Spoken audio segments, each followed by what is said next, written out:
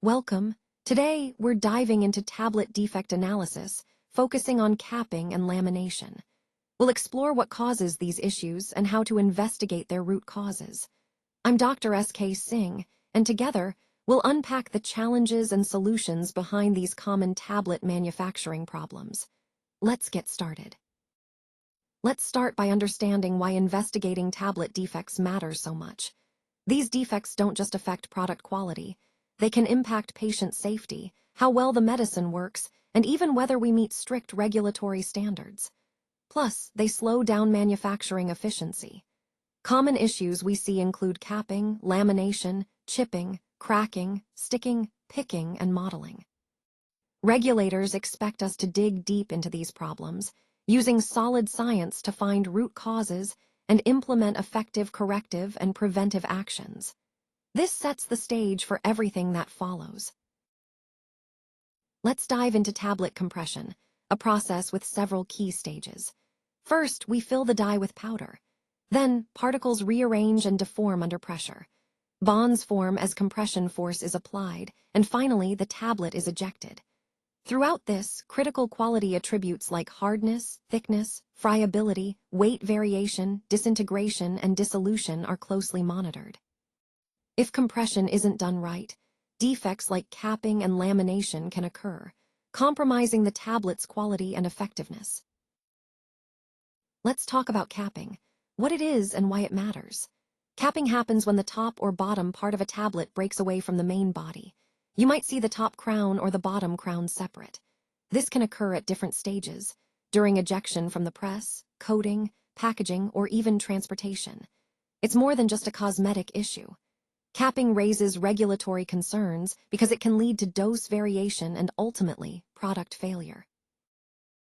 Let's talk about lamination, a common issue in tablet manufacturing. Lamination happens when a tablet splits into two or more horizontal layers.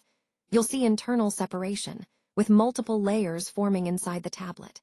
This weakens the tablet's structure, leading to reduced hardness and increased friability, meaning it crumbles more easily.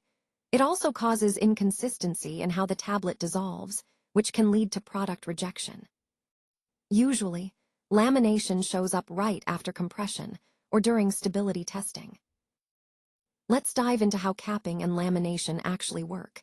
These processes protect and enhance materials by adding a durable layer on top. Capping involves applying a thin, protective cover, often to prevent damage or wear. Lamination, on the other hand, fuses layers together, creating strength, stability, and sometimes a glossy finish.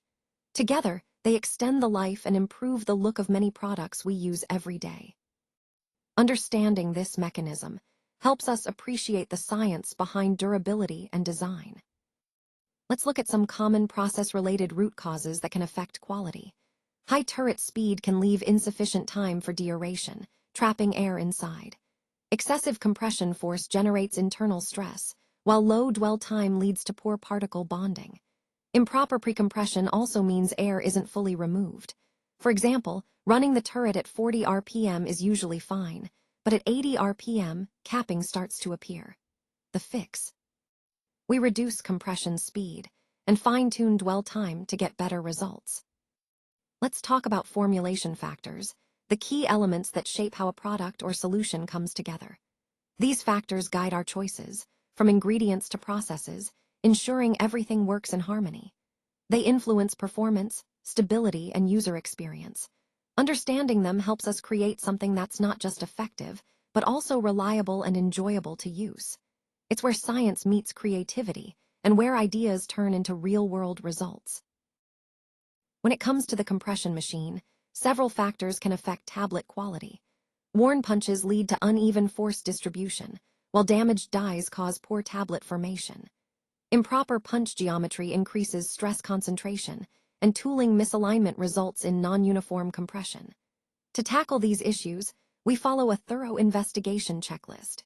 That means inspecting punches and dies, calibrating compression force, and verifying turret alignment. Together, these steps help us maintain consistent, high-quality tablet production. Let's take a closer look at this case study on compression force analysis.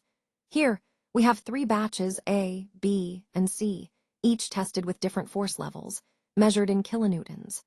Batch A was compressed with 8 kN, Batch B with 12 kN, and Batch C with 16 kN. Alongside this, we see the capping percentage, a measure of material failure, increasing notably as the force rises. This table sets the stage for understanding how force impacts product integrity. Let's take a closer look at how moisture affects compression, using data from 3 different batches. Batch A has the lowest moisture at 2%, but the highest capping at 5%. Batch B shows a middle ground with 3% moisture and a much lower capping of just over 1%. Finally, Batch C has the highest moisture, 4%, and the lowest capping, almost negligible. This table highlights a clear trend. As moisture increases, capping decreases, which is crucial for understanding how moisture impacts product quality. Now, let's take a closer look at defect trend analysis. This is where we track how defects appear and change over time. By spotting patterns early, we can pinpoint recurring issues before they escalate. It's not just about fixing problems, it's about understanding their root causes and preventing them in the future. This approach helps us improve quality continuously, making our processes smarter and more efficient. When we talk about GMP requirements, we're looking at a set of guidelines that keep manufacturing safe and consistent. These include standards from the WHO, PIC-S, the European Union, India's Schedule M, and the US FDA's current Good Manufacturing Practices.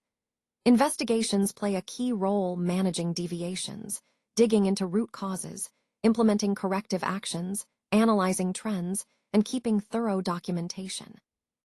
Regulators want to see data-driven, scientific reasons behind how defects get resolved. It's all about proving quality through evidence. Let's talk about corrective and preventive actions, 2 sides of the same coin when it comes to process improvement. Corrective actions fix issues after they happen, like optimizing compression force or adjusting moisture levels. We might also reduce turret speed or improve precompression to get things back on track. Preventive actions, on the other hand, stop problems before they start. That means regular tooling inspections, constant process monitoring, analyzing trends statistically, and validating compression parameters. Together, these approaches keep the process running smoothly and reliably. To prevent capping and lamination defects, we need a deep understanding of several factors: formulation science, how compression works, equipment performance, and thorough root cause investigations based on good manufacturing practices. Success doesn't come from guessing. It depends on clear documentation, strong corrective actions, ongoing process monitoring, and strict compliance with regulations. These defects don't have a single cause. They're multifactorial, involving formulation, process, equipment, and even environmental factors. Investigations must be scientific, using data analysis, compression checks, moisture control, and careful tooling inspections to get to the bottom of the problem. Thanks for joining me today. If you want to dive deeper or have any questions, don't hesitate to reach out. I'm here to help. Until next time, thank you for your time and attention.